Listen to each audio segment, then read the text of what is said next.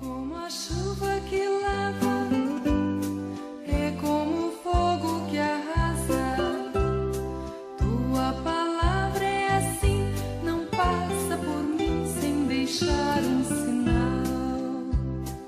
É como a chuva que lava. Olá, sejam todos muito bem-vindos. Juntos queremos nos preparar para o próximo dia 26 de setembro, quando celebramos o 26º domingo do tempo comum. Nesse ano de 2021, este quarto domingo de setembro, celebramos de modo muito especial o Dia Nacional da Bíblia. Estamos também nesse mês de setembro dedicado à Bíblia e nos perguntamos por que o mês de setembro? É porque no dia 30, o último dia do mês, que nesse ano cai numa quinta-feira, celebramos o dia de São Jerônimo. Jerônimo foi um santo mais do começo da igreja, do século IV, V, que fez um trabalho muito especial de tradução dos textos originais para a língua latina, chamada tradução Vulgata.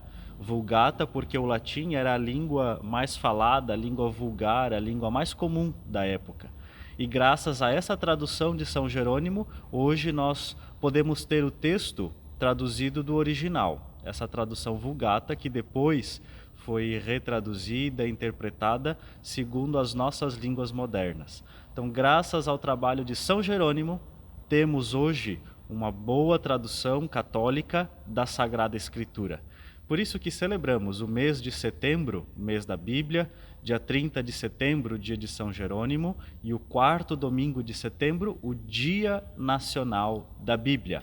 Vamos juntos nos preparar através do exercício da Léxio Divina, leitura orante, para a liturgia desse 26º domingo do tempo comum.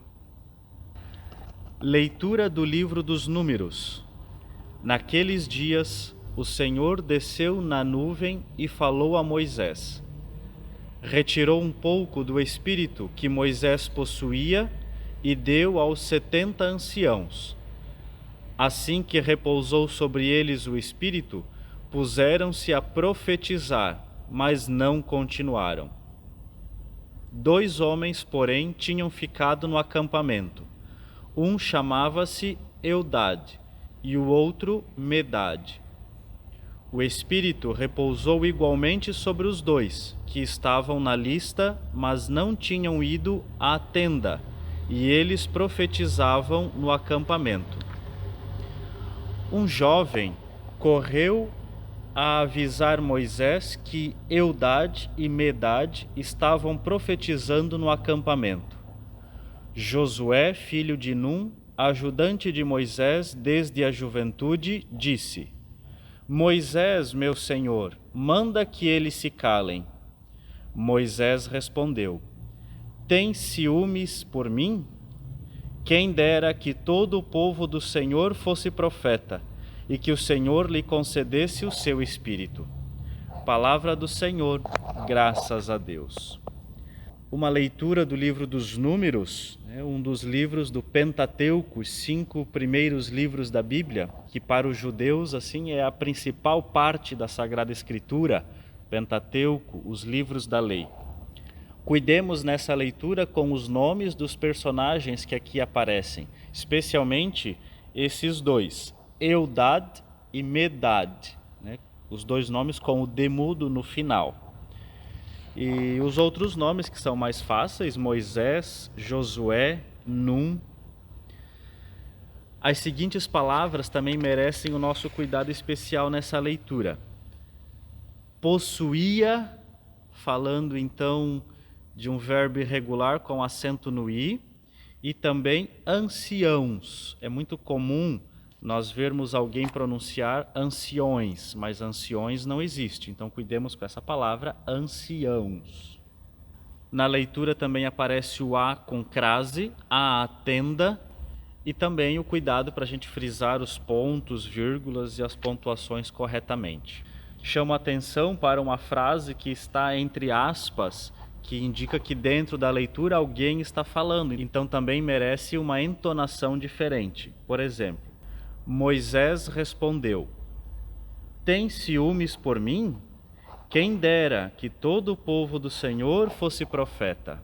Então a gente faz uma entonação especial para aquilo que o personagem fala dentro da leitura.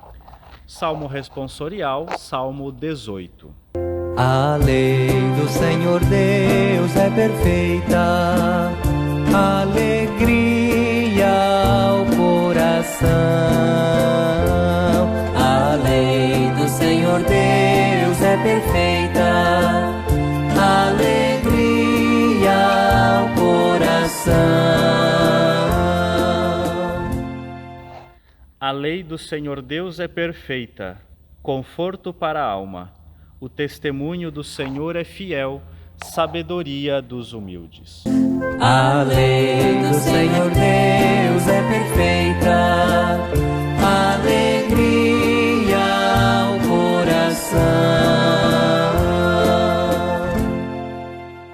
É puro o temor do Senhor, imutável para sempre. Os julgamentos do Senhor são corretos e justos igualmente. A lei do Senhor Deus é perfeita, alegria ao coração. E vosso servo, instruído por eles, se empenha em guardá-los. Mas quem pode perceber suas faltas? Perdoai as que não vejo. A lei do Senhor Deus é perfeita, alegria ao coração. E preservai o vosso servo do orgulho, não domine sobre mim, e assim puro eu serei preservado dos delitos mais perversos. A lei do Senhor Deus é perfeita, alegria ao coração. Leitura da carta de São Tiago. E agora, ricos, chorai e gemei, por causa das desgraças que estão para cair sobre vós. Vossa riqueza está apodrecendo, e vossas roupas estão carcomidas pelas traças. Vosso ouro e vossa prata estão enferrujados, e a ferrugem deles vai servir de testemunho contra vós, e devorar vossas carnes como fogo. Amontoastes tesouros nos últimos dias. Vede, o salário dos trabalhadores que ceifaram os vossos campos, que vós deixastes de pagar, está gritando, e o clamor dos trabalhadores chegou aos ouvidos do Senhor Todo-Poderoso. Vós vivestes luxuosamente na terra, entregues à boa vida, cevando os vossos corações para o dia da matança. Condenastes o justo e assassinastes. Ele não resiste a vós. Palavra do Senhor, graças a Deus. Uma leitura com alguns termos um pouco complexos, especialmente para proclamação, então cuidemos com as vírgulas, com os verbos conjugados no plural, com S no final e outros no singular, sem o S, para que nós os pronunciemos bem. O ponto vírgula aparece nessa leitura, indica para que nós façamos uma pausa para que a ideia seja continuada. Ele é usado especialmente para exemplos, então ele dá um exemplo, uma pausa e continua um exemplo, mas da ideia já dada anteriormente. Então cuidado também com esse tipo de pontuação nessa leitura. E o Evangelho retirado de São Marcos. Naquele tempo, João disse a Jesus: Mestre, vimos um homem expulsar demônios em teu nome, mas nós o proibimos, porque ele não nos segue. Jesus disse: Não o proibais, pois ninguém faz milagres em meu nome para depois falar mal de mim. Quem não é contra nós é a nosso favor.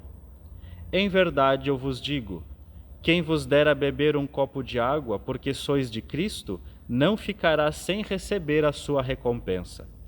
E se alguém escandalizar um destes pequeninos que creem, melhor seria que fosse jogado no mar, com uma pedra de moinho amarrada ao pescoço. Se tua mão te leva a pecar, corta. É melhor entrar na vida sem uma das mãos do que, tendo as duas, ir para o inferno, para o fogo que nunca se apaga. Se teu pé te leva a pecar, corta-o. É melhor entrar na vida sem um dos pés do que, tendo os dois, ser jogado no inferno. Se teu olho te leva a pecar, arranca-o. É melhor entrar no reino de Deus com um olho só do que, tendo os dois, ser jogado no inferno, onde o verme deles não morre e o fogo não se apaga. Palavra da salvação. Glória a vós, Senhor.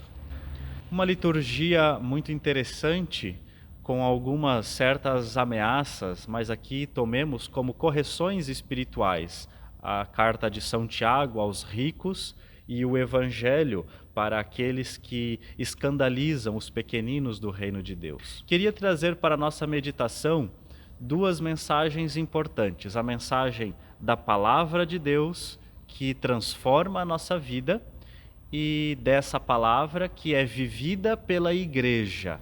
Primeira mensagem: a Palavra de Deus transforma a nossa vida. Tomemos sempre a Bíblia em nossas mãos, em nossas orações, leiamos a Palavra de Deus como uma palavra inspirada por Deus para corrigir a nossa vida. A liturgia desse domingo nos apresenta algumas correções: cuidado com o esbanjamento, com o orgulho, com o apego aos bens materiais, com o escândalo dos pequeninos do reino. Interessante notar, na primeira leitura, o livro dos Números traz a imagem, o número dos 72 anciãos que estavam no acampamento. Em alguns trechos dos evangelhos, nós vemos que Jesus também chama 72 discípulos para a sua missão, que é um grupo diferente dos 12 apóstolos. Por sua vez, o número 12 também aparece lá no Antigo Testamento, nas 12 tribos de Israel. Notemos que esses números na Sagrada Escritura não são por acaso. Se lá no início eram 72 anciãos, agora com Jesus, 72 discípulos. Se lá no início eram 12 tribos de Israel, agora são 12 apóstolos. Jesus ele retoma esses números para mostrar que a Escritura ela é uma continuação da salvação na vida do povo. Desde a criação, o povo na escravidão, liberto, a vida desse povo, Jesus com o seu anúncio, os apóstolos com a igreja e hoje a nossa vida. A salvação operada por Deus no Antigo Testamento é a mesma salvação que vem trazer para mais perto de nós Jesus. E é a mesma salvação que a igreja viveu ao longo de sua história. E é esta salvação que hoje nos alcança. Portanto, a força da palavra acompanha toda a história da humanidade, desde o povo de Deus, desde a igreja primitiva e os nossos tempos atuais. A palavra tem força, a palavra nos corrige e ela hoje continua sendo salvação para a nossa vida. Então olhemos sempre para esses textos bíblicos numa continuação da história que Deus quer escrever com o seu povo. De algum modo, a Bíblia não deixa de ser escrita. Hoje ela continua a ser escrita através da ação que Deus faz conosco, do modo como Deus quer nos salvar, através da sua palavra, da força da sua palavra. De outro modo, precisamos enxergar essa segunda ideia: a Bíblia nunca pode existir sem a Igreja, e a Igreja Católica, a Igreja de Cristo, não existe sem a Palavra de Deus, sem a Bíblia. Interessante notar que lá na primeira leitura já tinham dois personagens que estavam separados, mas que também profetizavam, que também evangelizavam, segundo a inspiração de Deus. Eudade e Medade não estavam junto com a comunidade oficial reunida, mas com a força do Espírito Santo, iluminados pela vontade de Deus, também profetizavam.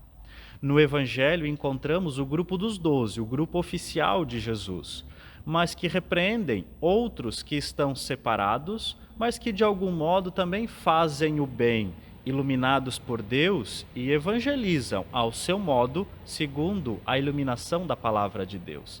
E Jesus diz: se eles estão fazendo o bem, se eles de algum modo seguem a vontade de Deus, também estão conosco. Tomemos cuidado, porque hoje corremos o risco de ter a ideia de que somente quem está na Igreja Católica é que vai se salvar. Somente quem está dentro da Igreja Católica é quem pode falar em nome de Deus, em nome de Jesus. Quando nós nos aprofundamos no estudo sobre a Igreja, na teologia chamada eclesiologia, estudo da Igreja, nós percebemos que precisamos fazer essa distinção entre Igreja Católica e Reino de Deus. Nos Evangelhos, pouquíssimo Jesus fala sobre igreja, mas Jesus ele usa mais o termo Reino de Deus. Ele diz: o Reino de Deus está próximo, o Reino de Deus já está entre vós. Convertei-vos, porque o Reino de Deus está chegando. E quando Jesus fala do Reino de Deus, ele sempre o compara a algumas imagens de elementos que estão brotando, que estão germinando, que estão crescendo. Jesus ele pergunta: mas a que devo comparar o reino de Deus? É como a semente jogada no campo, é como o trigo, é como o semeador, é como o fermento na massa que cresce aos poucos. O reino de Deus não é a igreja. A Igreja Católica faz parte do reino de Deus. A igreja é uma instituição divina, mas formada por pessoas humanas, um grupo específico de pessoas que evangelizam nesse mundo. O reino de Deus é maior do que a igreja, porque nós não podemos colocar limites ou delimitar a ação de Deus nesse mundo, pois o reino de Deus é isso, é a ação de Deus no mundo, que a gente não consegue medir, colocar num grupo determinado. A igreja, sim. Portanto, o reino de Deus é toda a ação de Deus no mundo. A igreja é uma instituição humana, tocada por Deus, querida e amada por Jesus, que faz parte do reino de Deus. Outras igrejas, outras comunidades de fé também fazem parte do reino de Deus, assim como a Igreja Católica faz parte do reino de Deus. Mas então nos perguntamos, bem, se todas as comunidades de fé estão dentro do reino de Deus, por que a gente precisa fazer parte da Igreja Católica? Para a nossa salvação, Deus, através do ministério de Jesus, que anuncia o reino de Deus, deixou nessas igrejas elementos para que nós nos salvemos. A doutrina da nossa igreja nos ensina que a Igreja Católica tem todos os elementos necessários para a nossa salvação. As outras comunidades de fé têm alguns elementos para a salvação. Bom, que elementos são esses? Vamos listar aqui alguns elementos que são necessários para a nossa salvação. A fé na Escritura, o testemunho dos apóstolos, a comunhão dos santos, os sacramentos, a Eucaristia, a devoção à Nossa Senhora e tantos outros elementos que nos ajudam a alcançar a salvação. A Igreja Católica, ensina a nossa doutrina, tem todos os elementos necessários. Por isso que nós acreditamos que a nossa igreja ela é muito rica em tesouros de fé. As outras comunidades de fé também têm alguns elementos, mas não todos os elementos da salvação. Muitas comunidades de fé não têm a devoção à Nossa Senhora, não têm a comunhão dos santos, a intercessão dos santos, não têm a Eucaristia. Mas, por outro lado, tem o testemunho dos apóstolos, algumas delas, tem a Sagrada Escritura, embora interpretada de forma diferente do que a nossa. Mas então percebamos, faz parte do reino de Deus todos aqueles que de coração sincero falam, evangelizam em nome de Jesus ou têm boa vontade de fazer o bem, de fazer do mundo um lugar melhor. Dentro desse reino de Deus está a Igreja Católica, que tem todos os elementos necessários para a nossa salvação. Mas nós compartilhamos esses elementos com outras comunidades de fé também. Que na liturgia desse domingo, dia da Bíblia, possamos aprender a não usar a palavra de Deus para excluir as pessoas ou para dizer que fulano e ciclano não serão salvos porque estão fora da igreja. Que nós possamos cultivar em nosso coração um amor pela nossa igreja e um respeito por todos aqueles que estão no caminho do reino de Deus, nas suas comunidades, nas suas igrejas ao seu modo e procuram, sinceramente, fazer do mundo um lugar melhor. Que todos possamos chegar, através da força da palavra, à salvação, que quer Jesus para todos aqueles que estão no caminho e no projeto do Reino de Deus. Juntos façamos a nossa oração através das preces da comunidade. E depois de cada intenção, nós vamos responder: Senhor, Deus fiel, atendei-nos. Senhor, Deus fiel, atendei-nos.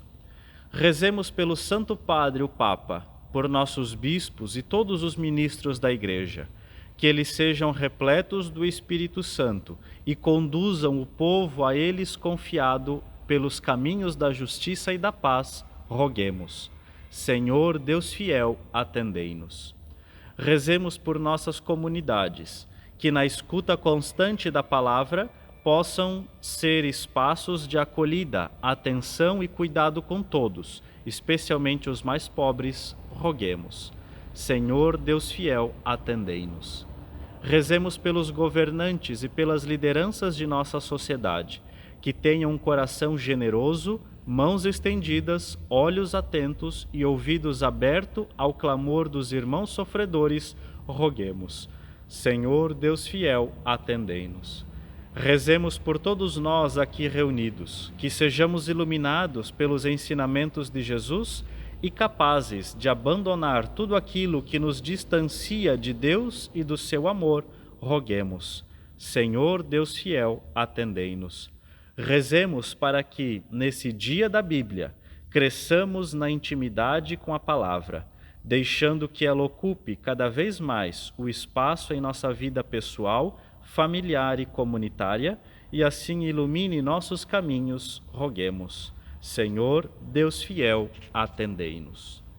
E como contemplação, vamos parar um instante e imaginar Jesus que está com seus discípulos e os ensina a seguir o projeto do Reino de Deus. Nos coloquemos no lugar dos 12 apóstolos. Assim também hoje, através da palavra e da igreja, Jesus continua nos ensinando a ser fiéis ao projeto do Reino de Deus. E vamos rezar como compromisso por aqueles que estão longe do bem, estão longe de Deus, longe de Jesus, longe da igreja. E vamos fazer o convite para alguém que talvez é novo em nosso bairro, em nossa rua, para que comece a participar e se insira em algum serviço da nossa comunidade. Juntos, com muita fé, celebremos o 26º domingo do tempo comum e vivamos esse Dia Nacional da Bíblia.